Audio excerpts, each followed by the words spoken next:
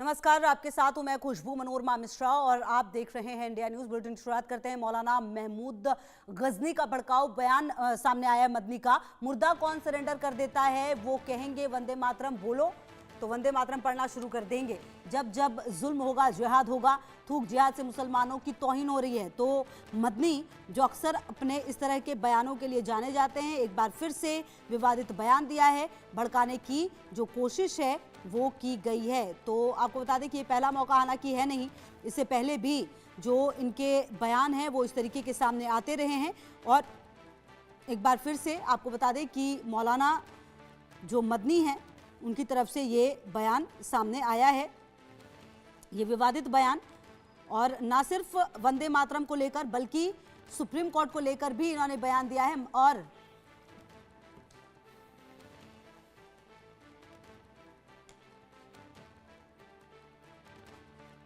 वहीं मदनी के बयान पर बीजेपी का पलटवार सामने आया है। मदनी ने भड़काऊ बयान दिया है। बीजेपी ने कहा है मदनी का बयान गैर जिम्मेदाराना है। सुप्रीम कोर्ट पर मदनी की टिप्पणी शर्मनाक है। मदनी ने शीर्ष अदालत का अपमान किया है। तो आपको बता दें कि मौलाना महमूद गजनी का जो विवादित बयान है वो सामने आया है। और आपको बताएं कि इसके बाद जो अब बयान आया, जमीयत उलेमा हिंद के अध्यक्ष मौलाना महमूद मदनी के बयान से राजनीतिक गलियारों में हलचल भी काफ़ी तेज़ हो गई है। भोपाल में जमीयत की राष्ट्रीय शासी निकाय की बैठक में उन्होंने देश के मौजूदा हालात को संवेदनशील और चिंताजनक बताते हुए कुछ गंभीर आरोप लगाए हैं। सुनिए जरा।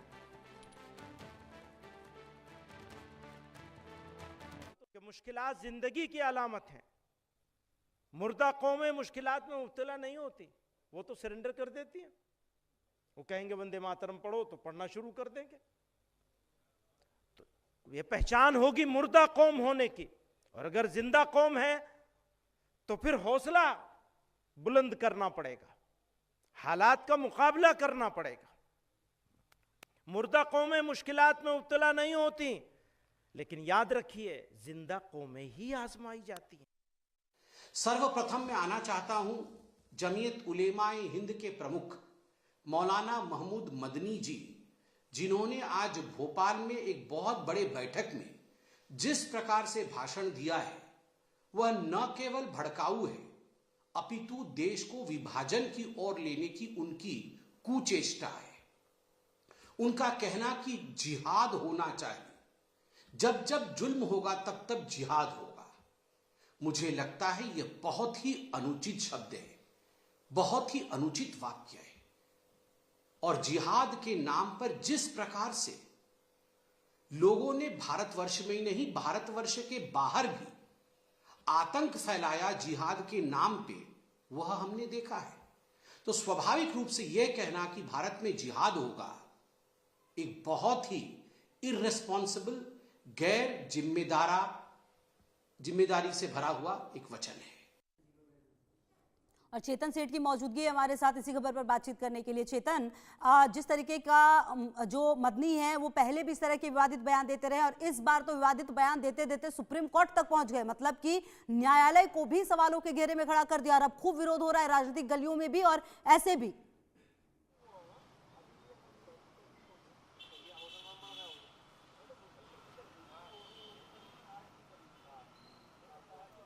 चेतन, आपको आवाज आ रही है?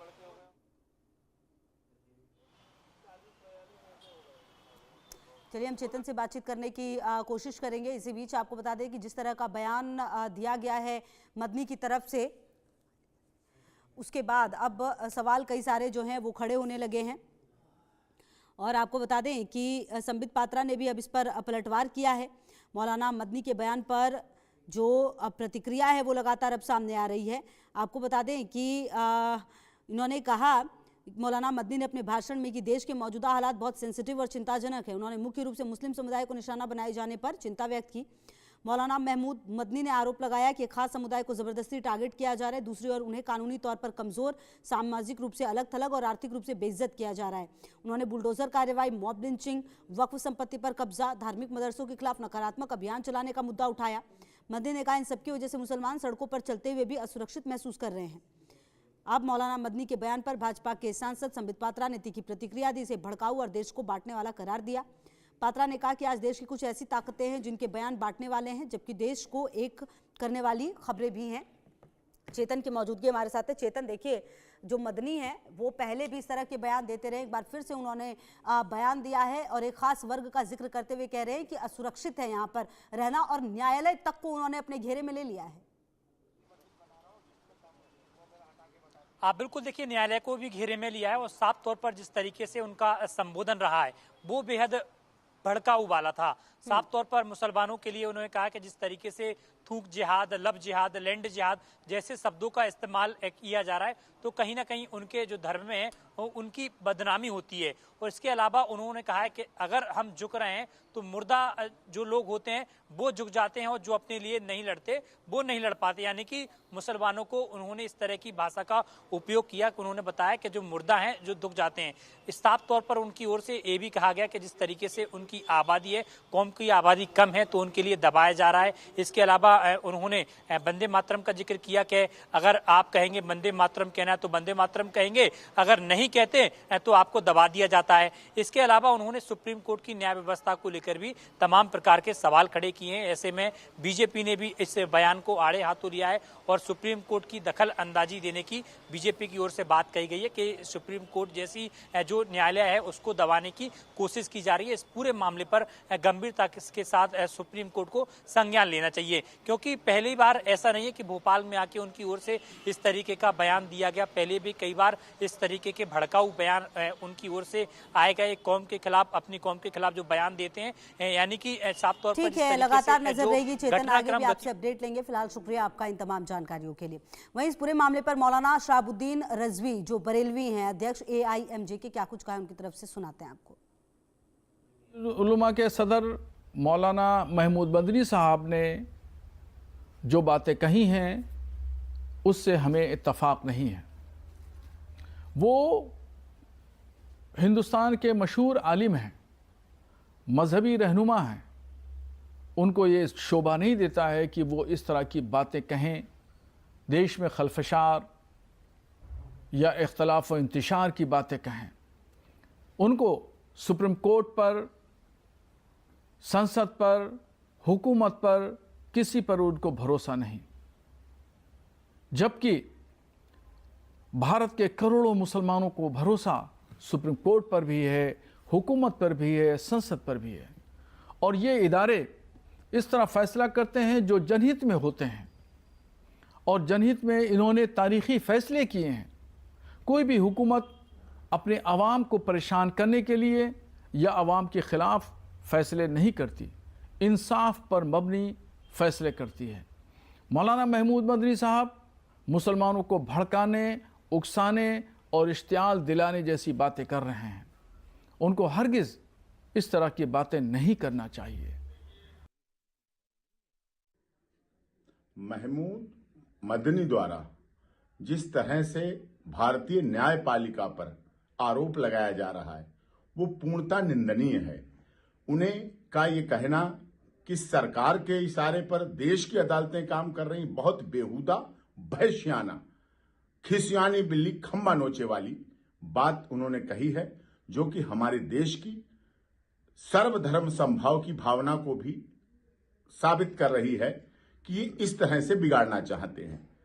हमारी अदालतें निष्पक्ष हैं, निर्भीक हैं, निडर हैं, चाहे निचली अदालत ट्रायल कोर्ट से लेकर सुप्रीम कोर्ट तक। और उन पर ऐसे आरोप लगाना, ये तो वही बात हो गई जब उनकी बेल हो जाए तो सत्यमेव जयते, और उसके बाद ना हो जब उनके लोग आतंकवाद में पकड़े जाएं, जब डॉक्टर आतंकवादी बने, प्रोफेसर आतंकवादी बने, इंजीनियर आतंकवादी बने, जो इनके जुड़े हुए लोग आतंकवादी सिद्ध हो जाएं, तब उन्हें लगता है अदालतें जब पुलिस कस्टडी पे भेजें, रिमांड पर भेजें, NIA काम करें, तब इन्हें लगता है कि अदालतें सरकार के इशारे पे काम कर रही हैं। इसकी पूरी भर्त्सना है और ये कंटेम्प्ट ऑफ कोर्ट भी है। हमारे देश की अदालतों की अवमानना है, उनके आदेशों की, उनकी न्यायप्रियता की, उनकी लोकप्रियता की, उनकी निष्पक्षता की भी आरोप लगाना है। ये भी देशद्रोह की तरह है, देशद्रोह है ये। देश में रहकर हमारी अदालतों को बदनाम करना। जो लोग जेल में हैं, जो सजायाफ्ती हैं,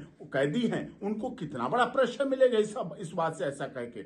इसलिए इनको वापस लेनी चाहिए अपनी बात, नहीं तो इनके खिलाफ सरकार को कठोर कार्रवाई करते हुए कानूनी कार्रवाई करनी चाहिए। अध्यक्ष मौलाना और पूरे मामले पर एक रिपोर्ट भी आपको दिखा देते हैं।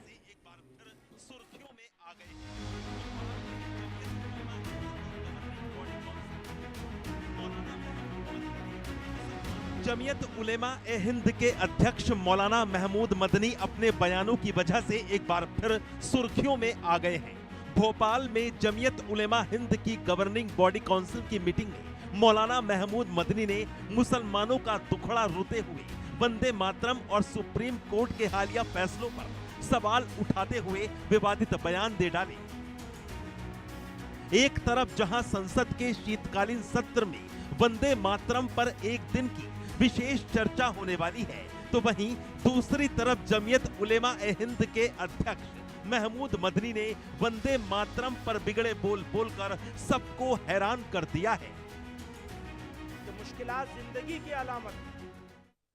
मुर्दा कौमें मुश्किलात में मुब्तला नहीं होती, वो तो सरेंडर कर देती हैं। वो कहेंगे वंदे मातरम पढ़ो तो पढ़ना शुरू कर देंगे। तो ये पहचान होगी मुर्दा कौम होने की। और अगर जिंदा कौम है तो फिर हौसला बुलंद करना पड़ेगा, हालात का मुकाबला करना पड़ेगा। मुर्दा कौमें मुश्किलात में मुब्तला नहीं होती, लेकिन याद रखिए जिंदा कौमें ही आजमाई जाती हैं। सुने आपने वंदे मातरम पर मदनी के बिगड़े बोल। मदनी कह रहे हैं कि मुर्दा कौमों के लिए मुश्किल नहीं होती है, क्योंकि वो तो सरेंडर कर देती हैं।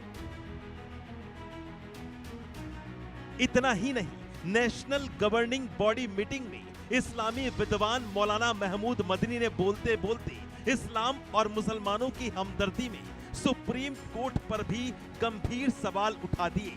मदनी बोले, अदालतें सरकार के दबाव में काम कर रही हैं। सुप्रीम कोर्ट को सुप्रीम कहलाने का हक नहीं है। मदनी ने कहा, जब जब जुल्म होगा तब तब जिहाद होगा। मौलाना महमूद मदनी के इस बयान पर बवाल मचना तय माना जा रहा है, क्योंकि जमीयत उलेमा ए हिंद के अध्यक्ष महमूद मदनी अपने भड़काऊ बयान के बाद बीजेपी के रडार पर आ गए हैं, जिस पर बीजेपी ने पलटवार भी कर दिया है। बीजेपी ने महमूद मदनी के विवादित बयान की आलोचना की है। बीजेपी ने कहा कि मदनी के बयान पर सुप्रीम कोर्ट संज्ञान ले। मदनी ने भड़काऊ बयान दिया है। सुप्रीम कोर्ट पर टिप्पणी शर्मनाक है। वंदे मातरम पर सवाल उठाना गलत है। जमीयत उलेमाए हिंद के प्रमुख मौलाना महमूद मदनी जी, जिन्होंने आज भोपाल में एक बहुत बड़े बैठक में जिस प्रकार से भाषण दिया है, वह न केवल भड़काऊ है, अपितु देश को विभाजन की ओर लेने की उनकी कुचेष्टा है। उनका कहना कि जिहाद होना चाहिए, जब जब जुल्म होगा तब तब जिहाद होगा, मुझे लगता है यह बहुत ही अनुचित शब्द है, बहुत ही अनुचित वाक्य है।